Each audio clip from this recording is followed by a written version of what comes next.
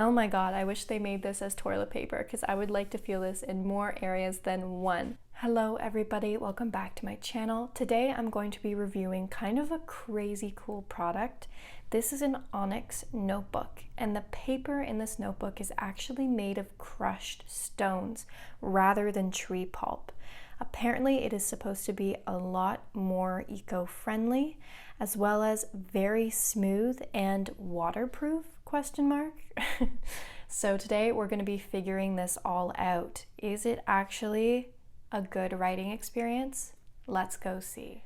In terms of the tests that we will perform today in our lab, I'm going to be doing number one, just a test with some writing utensils, all different types of pens. Then I'm going to do a tear test and finally a waterproof test. But before we do all of that, I do want to feel this paper. In comparison, I just have a standard notebook here. It's a very good notebook, but it is very standard. The paper is made of tree pulp. So let's take a look here. Oh my god, what? That's crazy. Oh my god, I wish they made this as toilet paper because I would like to feel this in more areas than one. I should probably cut that out. Anyway, let's take a closer look here. This is the regular paper. And then this is the stone paper. I can say the stone paper is a lot more dense. And they feel like it feels as though it's like a plastic, if that makes sense. Like this feels like plastic even though it is not. Okay, so now that we have the feel test done first, I can say that this is by far a lot smoother, and it's smoother in like a creamy way. I don't know how else to explain it, but let's try some utensils. I'm gonna start with the regular paper, and I will be testing ballpoint gel fountain and then with a highlighter as well.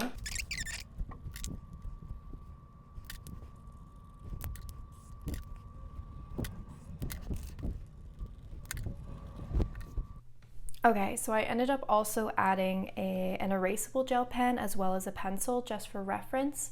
But here you can see that we have the ballpoint, the gel, the fountain pen, and then a highlighter plus gel, erasable gel, and then pencil. And I'll take a look. I'm just gonna go ahead and tear it out. You can take a look here at the back, and the only utensils that I can see bleeding through is the fountain pen a little bit, and then just a touch of the highlighter. But let us move on to the new paper. I don't know what else to say except that this notebook is actually so heavy. Like, this paper is so extremely dense. That is hilarious. Okay, let us begin again.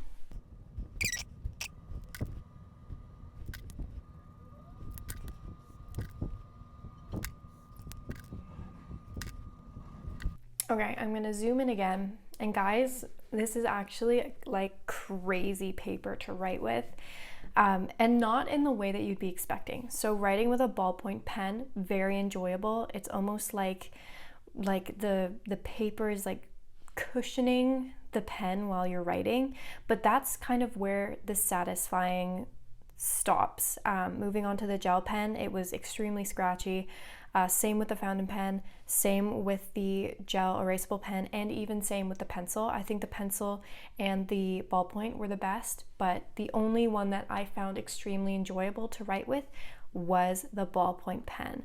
And another thing that I will note is because it's made of crushed stone, the ink is actually not saturating the paper as it would with wood pulp, because obviously we know wood pulp is absorbent and the pigment stays, but because this is rock or stone, the ink is kind of on the surface of the paper, and I noticed that especially with the fountain pen. So like in terms of smudging, I'm going to take this out to show you. In terms of smudging, you can see, isn't that crazy looking? First of all, that is crazy. The highlighter looks almost metallic. It is not metallic, but this paper is making it look metallic.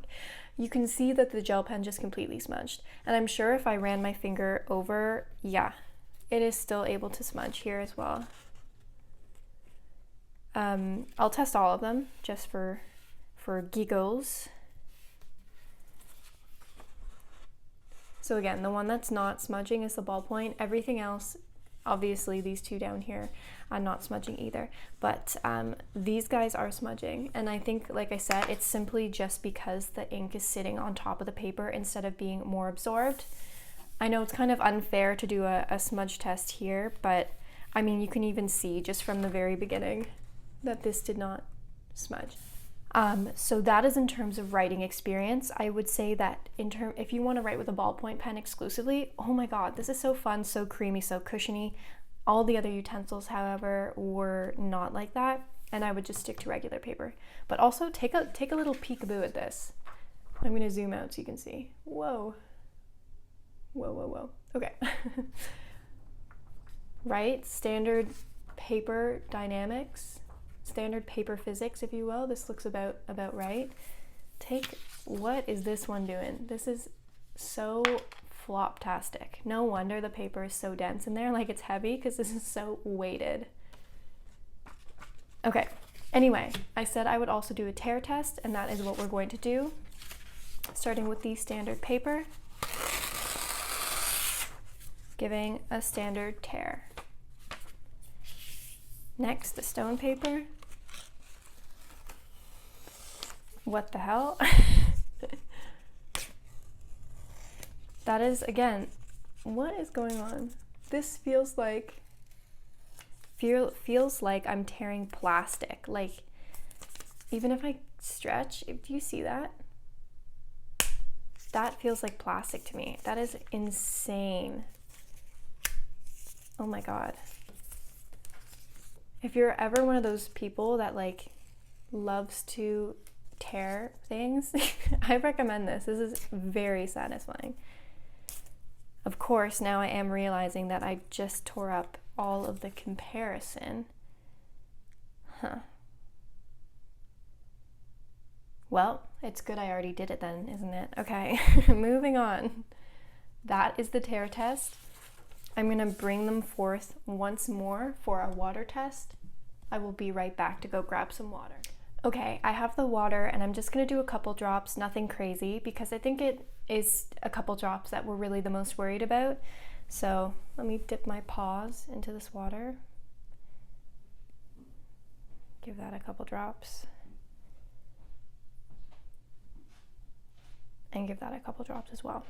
And I will come back in about 5 minutes to see how it's reacted. Okay, so it is 5 minutes later, and as you can see, the water has absorbed into the regular paper. That's kind of just what water does on paper. And then in terms of the stone paper, actually, I can just drip it right off. It has not made any effect to the paper. I am also going to test the water with the inks on these papers too, to see if they're going to pool or leak or anything like that. So just going to clean up my workspace. I did go ahead and rewrote all of the swatches onto the stone paper just while I was waiting, and I am going to show you the bleed through because I didn't before, so forgive me. You can see that nothing is bleeding through. There is some heavy indentation here, so if you don't like your pages indenting on another, that is something to be aware of, because you can read this like braille almost. Anywho, let us add some more water and wait some more minutes. Oopsies, presents. Okay, so again, I'm gonna get some drips, trying to make sure I actually get it on the ink. And I'm gonna get some drips. All right, I will be back in another 5 minutes.